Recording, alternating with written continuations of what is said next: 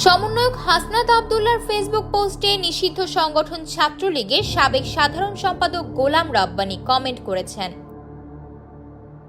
পোস্টে হাসনাত লিখেছেন, রন্ধ্রে রন্ধ্রে সুশীলতা দিন শেষে আমাদের কাল হয়ে দাঁড়িয়েছে।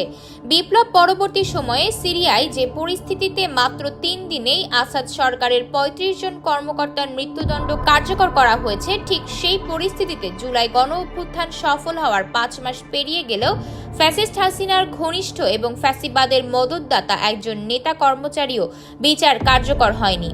বর্তমান সরকারের এ ধরনের দায়পরবশ হয়ে ফ্যাসিস্ট আওয়ামী লীগ নেতা কর্মীদের বিচার কার্যকর করতে স্বেচ্ছায় বিলম্ব করা জুলাই গণ অভ্যুত্থানের সাথে অপমানের শামিল। হাসনাত আব্দুল্লাহ লেখেন, অন্তর্বর্তী সরকারকে বলছি, আওয়ামী লীগের প্রতি ন্যূনতম দয়া নেই। সুতরাং অতি দ্রুত আওয়ামী লীগের নেতাকর্মীদের বিচার দৃশ্যমান করুন, কার্যকর করুন। পুনরাবৃত্তি করছি, আওয়ামী লীগের প্রতি আমাদের আচরণ ঠিক তেমন হবে যেমন আওয়ামী লীগের আচরণ আমাদের প্রতি 5 আগস্ট না হলে হতো।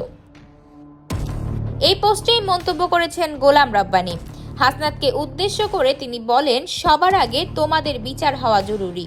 জবাবে হাসনাত আব্দুল্লাহ লিখেছেন, দেশে আসেন, দেশে এসে বিচার করেন, হ্যাডম থাকলে আসেন। তবে হাসনাতের এই মন্তব্যের এখনো কোনো জবাব দেননি গোলাম রাব্বানী।